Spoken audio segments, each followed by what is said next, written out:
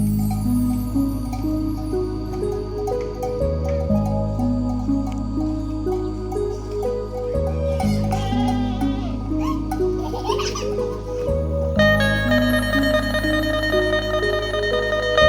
รรยากาศเดินบ้านเขาเจ้านี่สะอาดขนาดเลยพี่น้องเนาะหญ้านี่เป็นหญ้าที่ว่าเขาเจ้าบ่ได้ปลูกเลยพี่น้องทางหน้าบ้านเขาเจ้านี่ผูกควายเลี้ยงควายบางคนก็ผูกงัวเลี้ยงงัวเศษซากอาวุธสงครามหรือว่าเศษซากรถถังพี่น้องเนาะ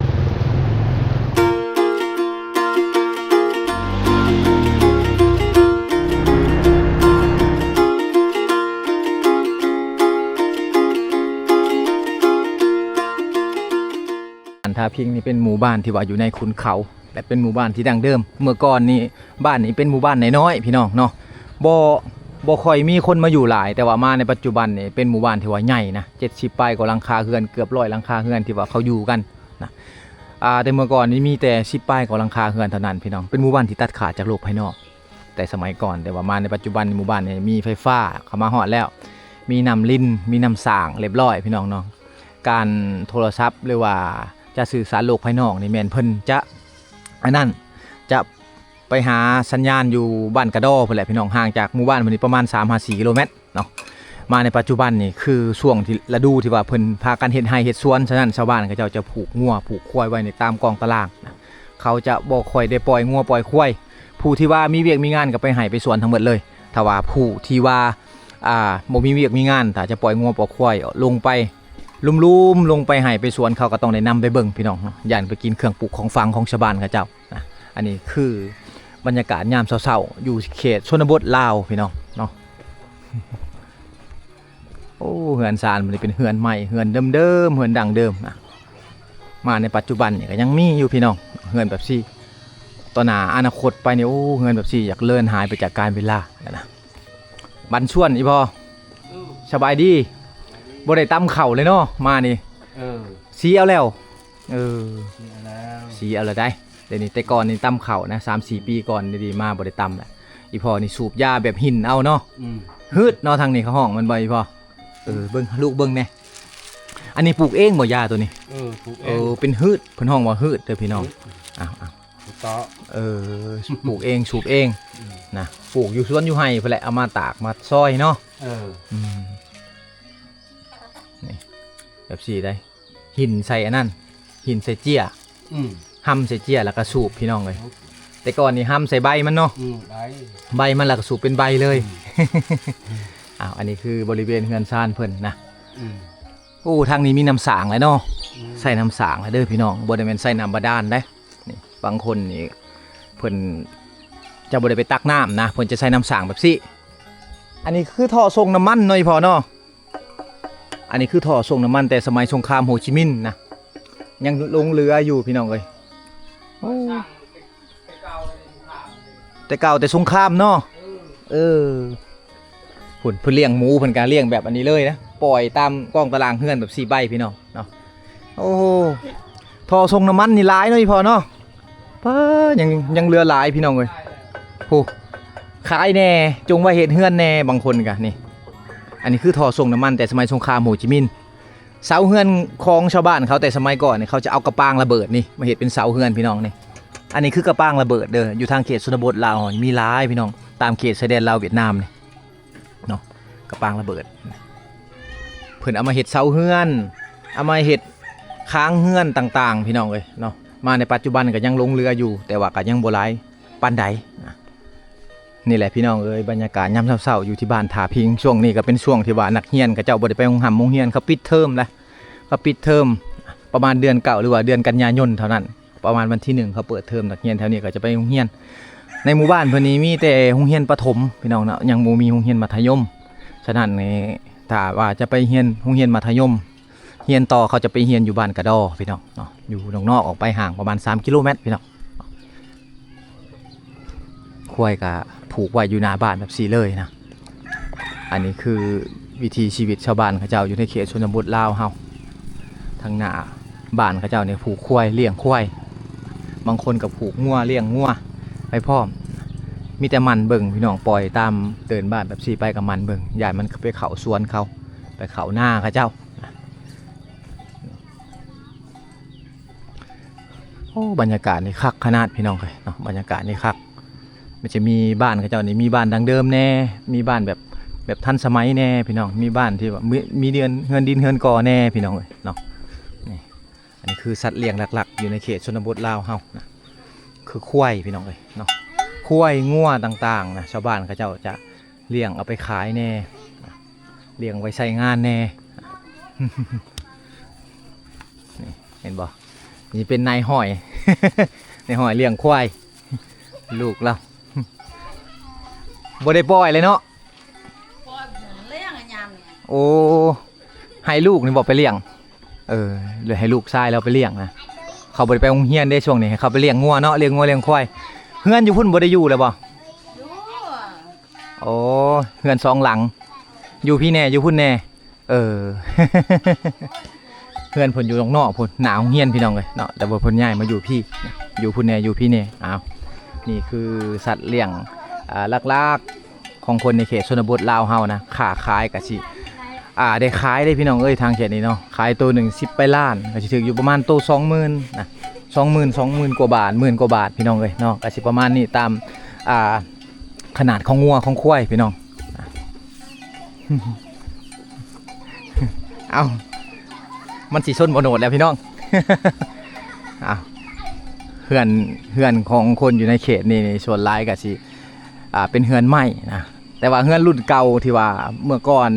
ที่เขามาอยู่ตะกี้กับสิเป็นเฮือนแบบสี่พี่น้องอันนี้คือเฮือนรุ่นเก่าของชาวบ้านเขาเจ้านะแต่ว่ามาในปัจจุบันนี่เขาก็สร้างเป็นอันนั้นเขาก็สร้างเป็นเฮือนครัวนะหรือว่าผู้ที่ว่าสร้างครอบครัวใหม่เขาจะเห็นแบบสี่พี่น้องเลยเนาะอันนี้เป็นเฮือนเป็นซานของชาวบ้านเขาเจ้าเฮือนรุ่นตะกี้ก็ยังมีให้เห็นอยู่เนาะนี่เฮือนผู้สร้างครอบครัวใหม่กะสิประมาณนี้แหละพี่น้องเนาะเฮือนผู้สร้างครอบครัวใหม่ก็สิเป็นเฮือนตบๆแตบๆแบบสี่นะเป็นเฮือนครัวแน่เป็นเฮือนหลังใหญ่แน่นะเป็นเกยเป็นซานออกมาแบบสี่พี่น้องหาเบิ่งได้แต่อยู่ในเขตชนบทลาวเฮานะแต่ว่าอยู่ในเขตชานเมืองกับบ่มีอะไรได้แบบนี้เขตชานเมืองก็สิมีแต่เฮือนไม้หรือว่าเฮือนดินเฮือนปูนทั้งหมดแล้วพี่น้องเนาะอีก20 ปีข้างหน้าไปก็บ่มีและบรรยากาศแบบนี้ก็หาเบิ่งได้ยากหาเบิ่งได้ยากขึ้นกว่าเก่าพี่น้องนี่อันนี้นี่คือเศษซากอาวุธสงครามหรือว่าเศษซากรถถังพี่น้องเนาะเศษซากรถถังเพิ่นเอามาเฮ็ดอันนั้นเพิ่นเอามาเฮ็ดแนวตี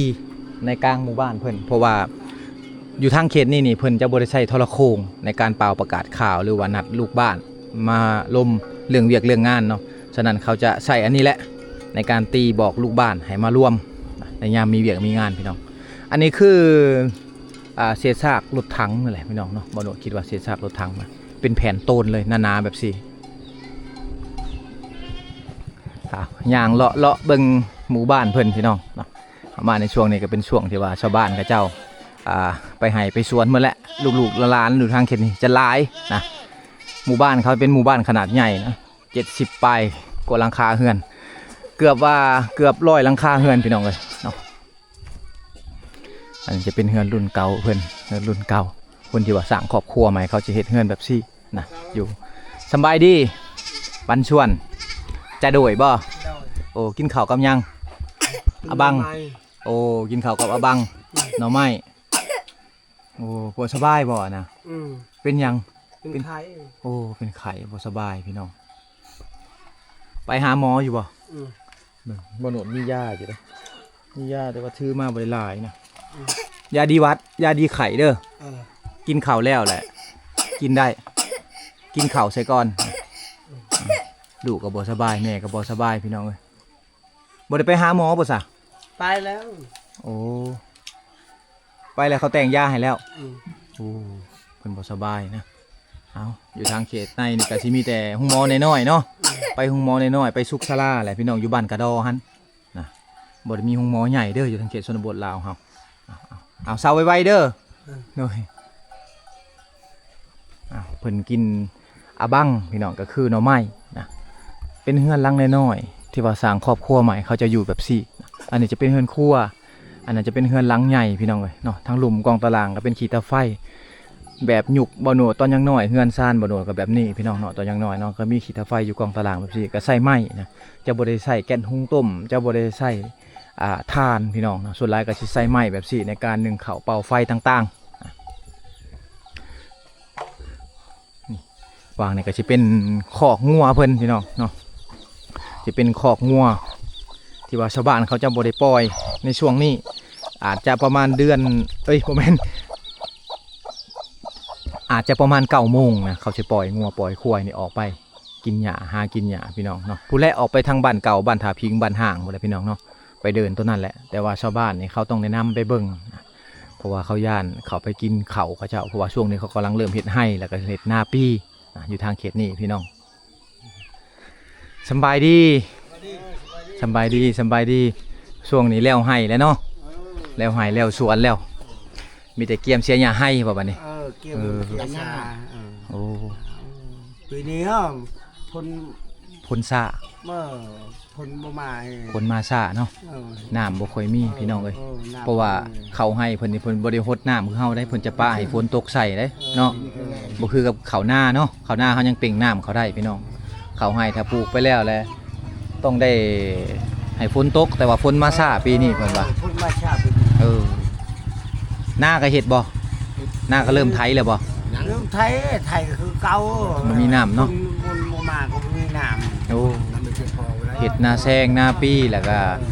เฮ็ดให้พี่พร้อมนะชาวบ้านเขาเจ้าส่วนหลายคือเก่าฝนบ่มา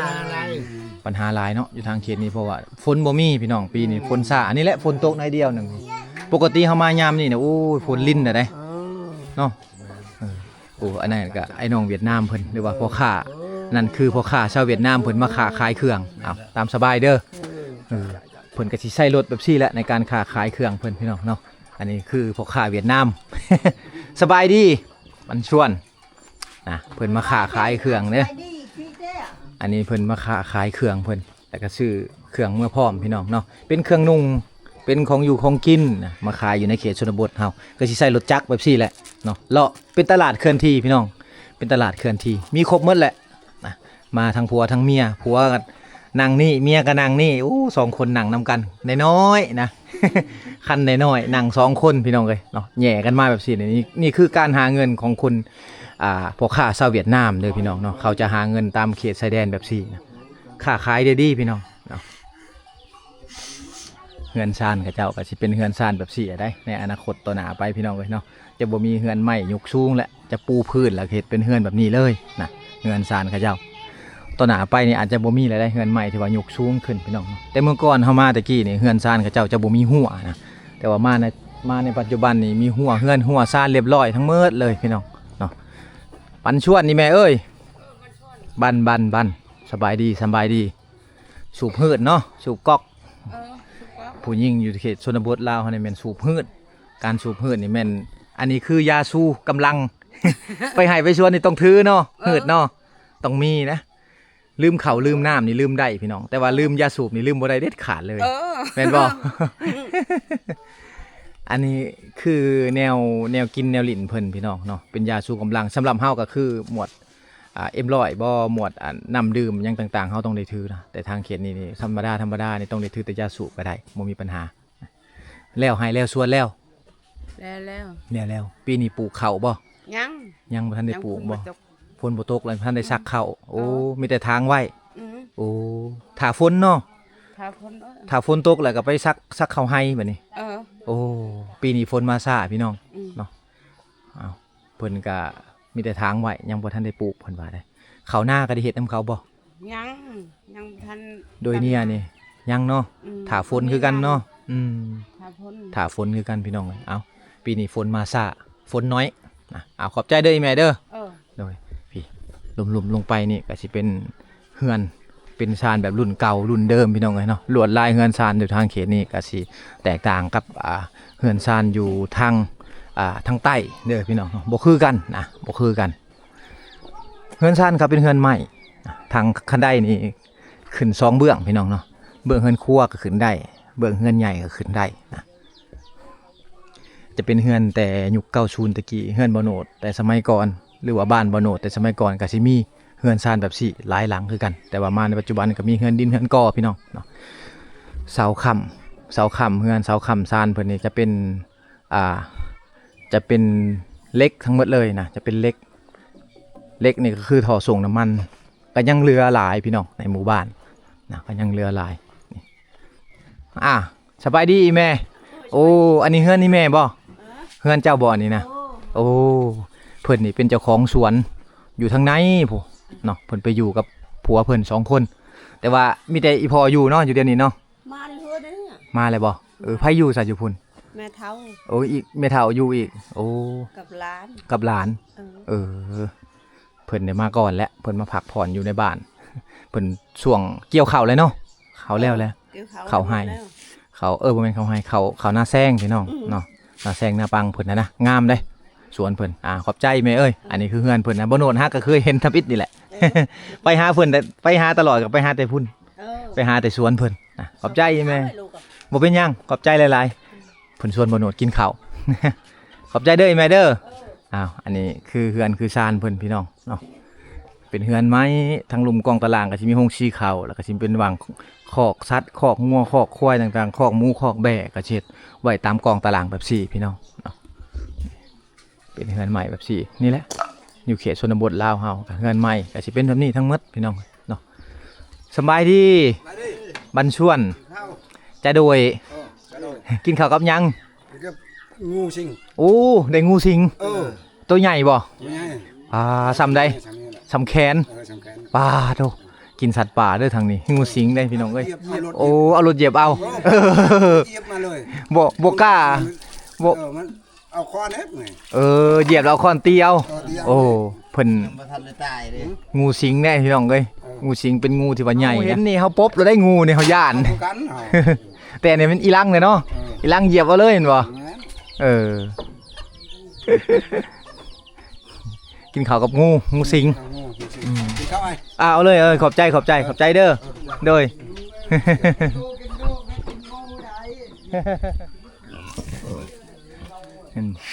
การเลี้ยง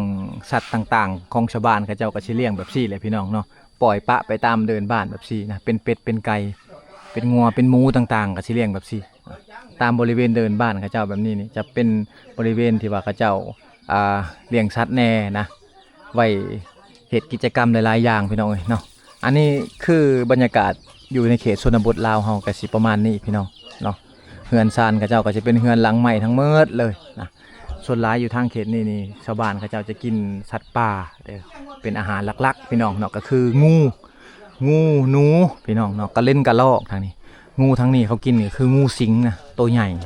เป็นตัวสำแขนนี่แหละเพื่อนว่านะพากันกินอยู่เทิงพุ่นอยู่ลุ่มๆลงไปเนี่ยก็เป็นวังใส่น้ำของชาวบ้านเขาเจ้าพี่น้องเนาะ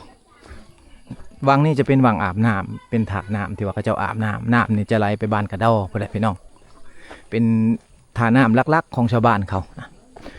ช่วงฤดูฝนที่ว่าฝนตกแห้งๆนะอยู่วังนี่จะท่วมพี่น้องเนาะอยู่วังนี่จะท่วม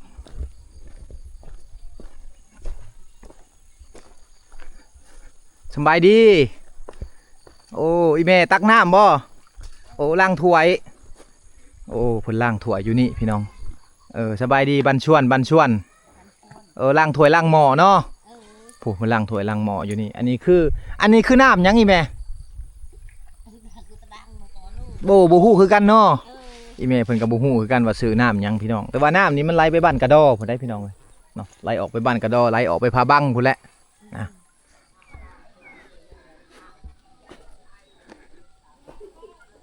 บรรยากาศเดินบ้านเขาเจ้านี่สะอาดขนาดเลยพี่น้องเนาะหญ้านี่เป็นหญ้าที่ว่าเขาเจ้าบ่ได้ปลูกเด้อพี่น้องเป็นหญ้าที่มันเกิดเองนะมันเพียงแบบซี่เนี่ยเขาจะปล่อยงัวปล่อยควายให้กินเนาะให้กินฉะนั้นเดินบ้านเขามันจึงงามแบบซี่พี่น้องเลยเนาะเดินหญ้าแบบซี่เนี่ยเอาไปปลูกอยู่บ้านเขาได้เลยหญ้าแบบซี่เนี่ยเนาะไปปลูกอยู่บ้านเขาได้นะแล้วก็ใส่เครื่องตัดเอาแหละอยู่คนในเมืองเขาเนาะก็บ่มีการเลี้ยงสัตว์ก็อาจจะใส่เครื่องตัดหญ้าพี่น้องตัดเอาแต่ว่าชาวบ้านเขาเจ้านี่เครื่องตัดหญ้าเขาก็คืองัวคือควายบรรยากาศคักพี่น้องบรรยากาศดีลุ่มๆลงไปนี่ก็จะเป็นแม่น้ำนะจะเป็นสวนเป็นไห่ของชาวบ้านเขาเจ้าทางไปสวนไปไห่เขาเจ้าทางนี้ กะสิคักไปอีกแบบพี่น้องเอ้ยมาอยู่ทางเขตชนบทลาวเฮาเนาะบ่โนดก็อยากมีดินจักตอนหนึ่งสองตอนพี่น้องที่ว่าติดกับบรรยากาศเดี๋ยวนี้แต่คนเขตนี่เขาบ่ค่อยอินกับบรรยากาศภูเขาแบบสิเพราะว่าตื่นเช้ามาเขาก็เห็นอยู่ทุกมื้อพี่น้องแต่ว่าสำหรับคนเมืองเฮานี่เป็นสถานที่ที่ว่าดีนะเหมาะแก่การมาสากแพทพี่น้องหรือว่ามาคลายเครียดมาผ่อนคลายเหมาะแก่คนที่ว่าเฮ็ดเวียกในห้องล่าห้องก้านพี่น้องเนาะที่ว่าอยากพักผ่อนอยากเที่ยวต่างๆนะถ้าว่ามีดินแบบนี้นะมีดินแล้วก็มีลำธารแบบซี่มีภูเขาแบบซี่วิวลักลานแบบซี่นี่โอ้คักเลยพี่น้องเนาะสำหรับคนเมืองเฮานะความคิดของคนเมืองเฮาคืออยากได้ดินแบบนี้แหละเนาะเอาไว้เฮ็ดเป็นเฮือนหลังน้อยๆอยู่พี่น้องเนาะเอาไว้มาพักผ่อนพาครอบครัวมาพักผ่อนนี่คือบรรยากาศภูเขาอ้อมหอบ360องศาอยู่ที่บ้านทาพิงพี่น้องลงไปนั่นก็สิเป็นน้องป้าแน่เป็นหน้าแน่พี่น้องเนาะขึ้นลงไปทางภูมันก็จะเป็นไฮเป็นสวนของชาวบ้านครับเจ้าการหาอยู่หากินแบบพึ่งพาธรรมชาติแบบ100%พี่น้องทางเขตนี้